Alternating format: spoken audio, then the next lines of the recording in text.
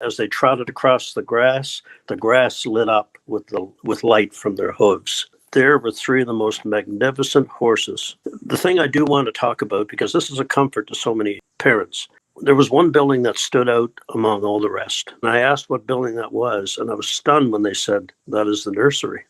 And then this magnificent figure turned toward me. Gradually, the shimmer that had covered his features vanished. I found myself face to face with none other. Jim Wudford was a successful businessman and pilot whose life was focused on the pursuit of wealth. And he ended up getting the Guillain-Barré syndrome, and he died from an overdose of an experimental therapeutic drug that he was taking for the pain, having secretly exceeded the prescribed dosage. On April 21st, 2014, while sitting in his truck, he experienced intense heat. His lungs began to seize. He collapsed, hitting his head violently on the steering wheel. He was in a state of death with complete renal failure of all organs and no sign of brain activity for 11 hours. You've got to watch this testimony with me. He covers seeing horses in heaven, seeing babies, and then encountering Christ and being sent back. As someone myself who 4 years ago was in a traumatic brain accident where I actually left the earth for 18 days in a coma where the hospital actually asked for my last will, I'll be sharing some details with you here later on this video concerning what is on the other realm. The guardians were wonderful. I felt safe. And then they're very elegant. I do have to tell you this, because I think people would be very interested in this. I was taken by how they bowed to me. They bowed to me. And I felt rather uncomfortable because I should be bowing to them. And I questioned why, because it was such a bow of respect and subservience, and bowed very low. And they spoke with kind of this Victorian perfection in their voice. I didn't hear any thou or thee, but a very measured tone that incredibly, and with every word they spoke, there was wisdom. Anyway, I questioned the guardian that I eventually found out was mine all my life. Now, that angel had pulled an awful tour of duty, but I digress. But I asked why. And they said, James, do you not know that when we look at mankind, we see the spark of life of our master? Isn't that something? We who consider ourselves the lowest of the low are looked at by the angels in awe of us.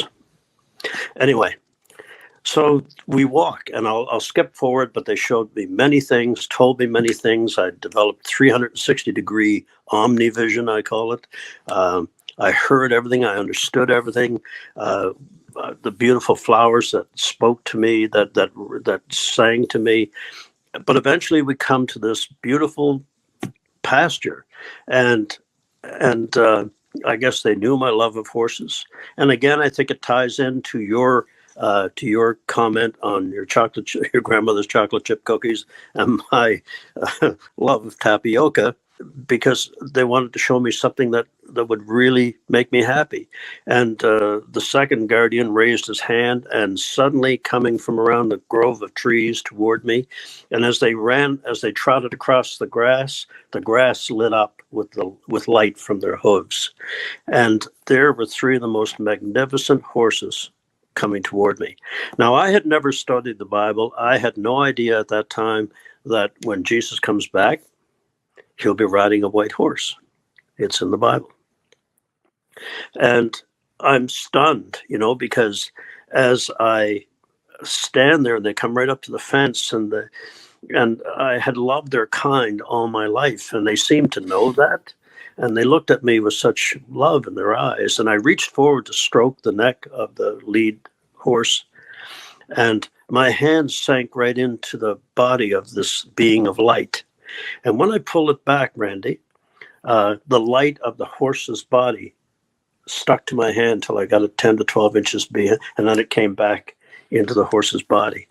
And it was just phenomenal to watch and to experience. And I've come to call it the sticky love of God. Not something you hear every day.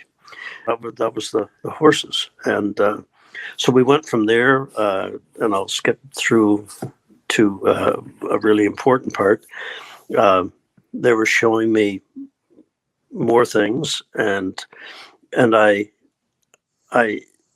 suddenly was conscious of one of the guardians standing next to me, and he said, "Hold my cloak." And so I reached over and held on, and suddenly we were above, looking down, and I thought I was looking at a reflecting pool, but it opened up, and I realized I'm having an aerial tour of heaven. And I hate using that term because you hear people that talk about our experiences, Randy, and they call it heavenly tourism. Well, what a lack of faith that is, to hear that term of derision. I believe with all my heart. I know this is real. I wasn't imagining it. I wasn't hallucinating. And so I was able to look. And I didn't know at that time that I wasn't being allowed to stay. You have to remember that. And people say to me, "Did you see your family?" No, I did not. It was explained to me that later that I could not set foot in the heavenly city, but they would show me the heavenly city. I didn't connect it with the fact that I wasn't staying. So anyway, to see the halls of knowledge, the halls of wisdom, how heaven is laid out. And yes, the streets are gold, but it's not the brassy gold that we come to think of on earth. It's a different shimmer of gold. It's not the Fort Knox kind of gold. So saw many things, had the opportunity to ask many questions. The thing I do want to talk about, because this is a comfort to so many parents, there was one building that stood out among all the rest. And the buildings are made not of stone, not of wood, but of a material that has a light in it. Now that, I don't want it to sound too Las Vegas-y, but it was a gentle, welcoming light. But this particular building glowed with a light that had a warmth to it. And I asked what building that was, and I was stunned when they said, "That is the nursery." And I responded, "Nursery in heaven?" And they said, "Yes, James, this is where the souls of aborted children, or children who die in their innocence from disease, or come back here. And each soul is so precious to God that they're cared for. They grow at a different rate because they're not growing a physical body. So they grow at about 3 times the rate that we do, that a child does on earth. And this is where they take care and so on of the little souls that have been unwanted or have died." And I had no idea how this part of the story would have such an effect on women who have lost children. And it's been a blessing to explain to these parents that their child lives. Their child lives. And so, anyway, getting right to the main event. After showing me much more, we came back to paradise, the ground of paradise, which was outside the walls, I learned. And I was looking once again at the horses, and I realized I hadn't seen my guardian for a while. So I turned to look for him, and I saw him, and he was about no more than maybe 40, 50 feet away on a small rise. And but when I looked, he was bent over, almost in a kneeling position, and was holding up a book. And facing him was a more magnificent figure than even the angels, but I couldn't see the face, and it was in profile to me. Do you know how you drive down a hot road on a warm summer day and there's a shimmer on the pavement? There was this kind of shimmer covering the features of this magnificent being but clearly he was reading what the guardian was holding up. And I took note of the book that the guardian had taken out of his sleeve. And it was as thin as a cheap roadside diner menu. And suddenly the awareness came over me that what the guardian was holding was the book of my life. And instead of it being a book filled with good deeds and kindness, all I had to show for a life that I thought was the epitome of success was this tiny, tiny book. Thin. You know, Charles Dickens wrote a wonderful line when he wrote, "Mankind should have been my business." And instead, it was all about the pursuit of wealth. And all I had to show for it, although I thought myself a kind person, all I had to show for it was this little thin book. I am determined, fellas, that to live my life now, that when I go back, if they permit me to go back, when they open the book of my life for this chapter, they're going to need 3 angels and a forklift to get it open. You know? So anyway, I'm watching, and this figure is leaning forward, clearly intent on the little bit that's written in there. And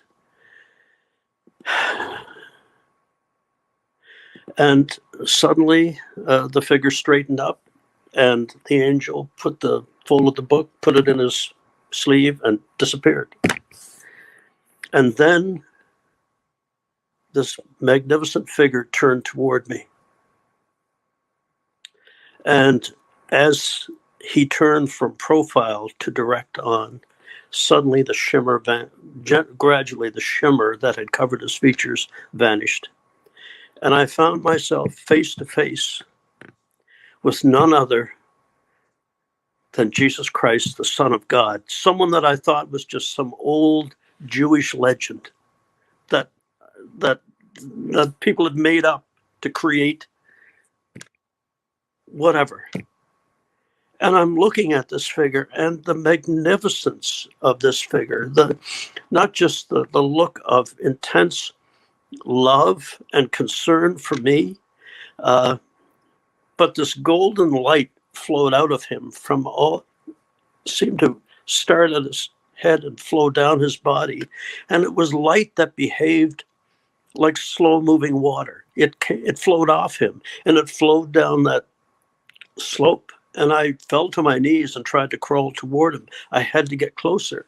And it was as though I had finally come home, that I had found what I had searched for all my life. And I started to crawl toward him and to get closer. And then his eyes looked into mine. And when I looked into those eyes of gray and green and blue, I was lost in the love of eternity. This magnificent creature knew me too, but this was a creature of love and forgiveness and desired to know me better. And for a split second, and Randy, you probably experienced this too, although my intellect knew better, it was as though when my eyes met his, it was as though I was the only one in creation, the only one he had ever created. He knew me that intimately and loved me that deeply. And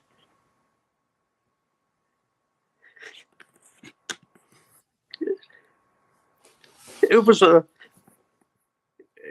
moment that I knew from then on that whatever happened to me, I was his forever.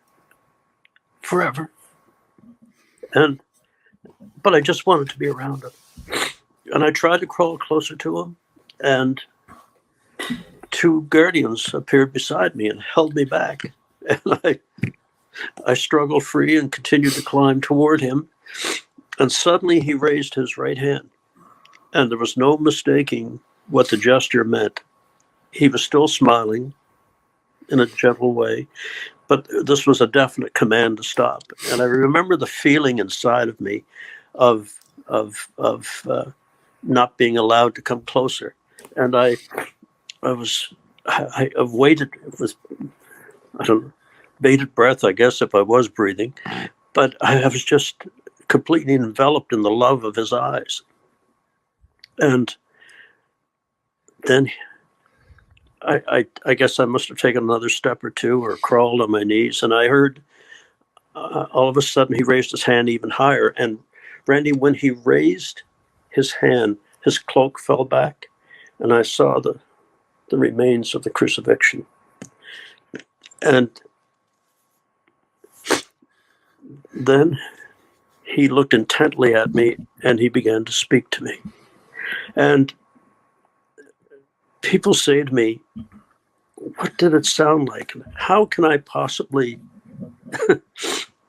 I attempt to, but how can I possibly be accurate? But suddenly I heard his voice, and with him, unlike the angels, which was more of a telepathy, not telepathy, but a mind thing, Jesus' face moved just as you or I would, speaking to each other.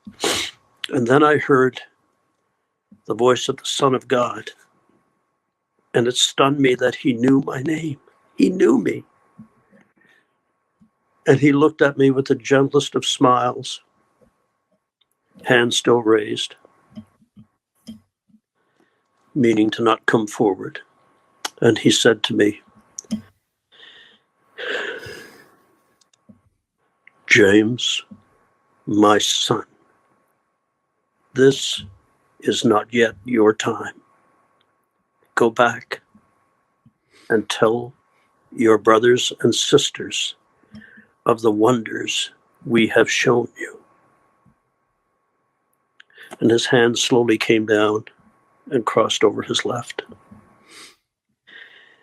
And I was overwhelmed with the fact that he knew my name. But more than that, I was now coming to the realization that I wasn't being allowed to stay. And I began to plead. I began to beg.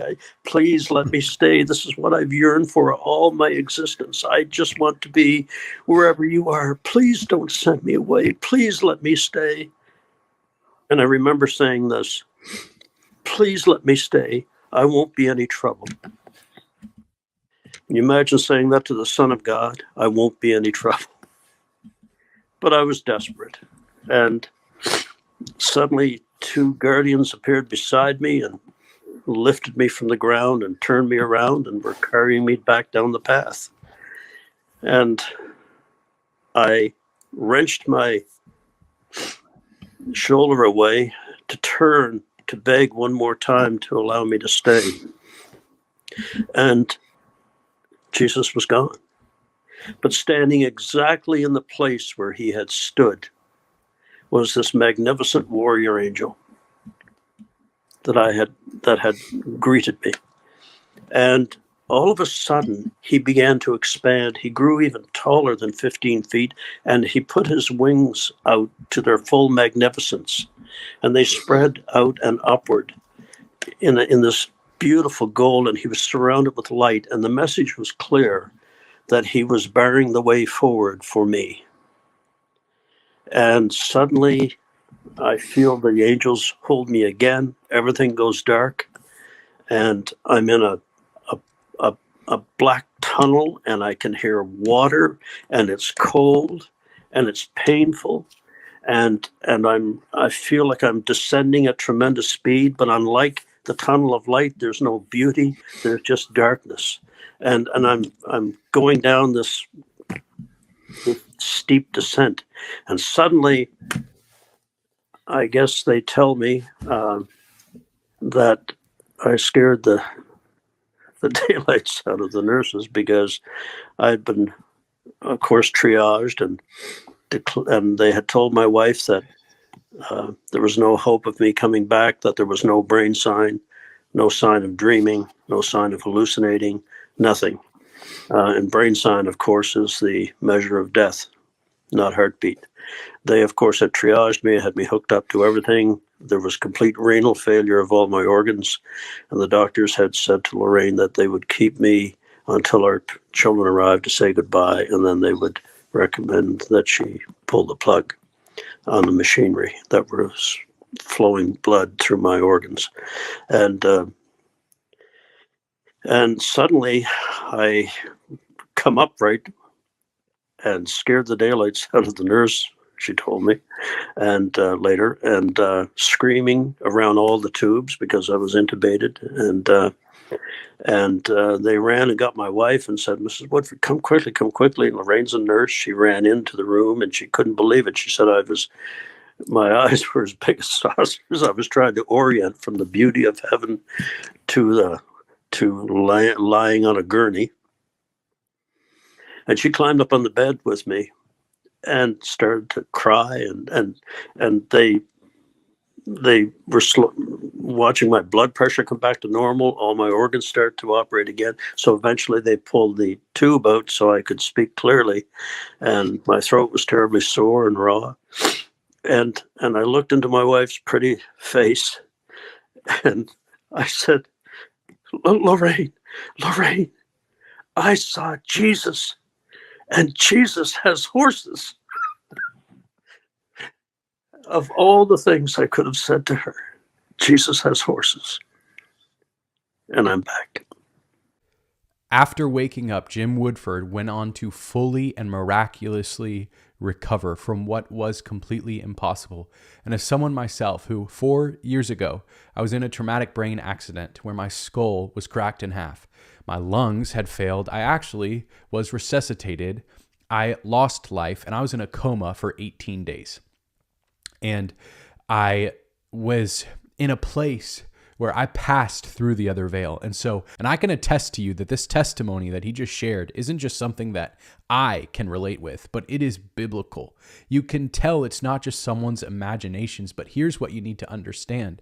And there's a lot we need to talk about. I firstly want to address the animals topic of heaven. Of course, there aren't just horses. Of course, there are dogs and cats. And God doesn't give you desires. He doesn't give good gifts to the earth, yet withholds them from heaven. He's not double-minded. And so how beautiful it is that, of course, there are horses in heaven.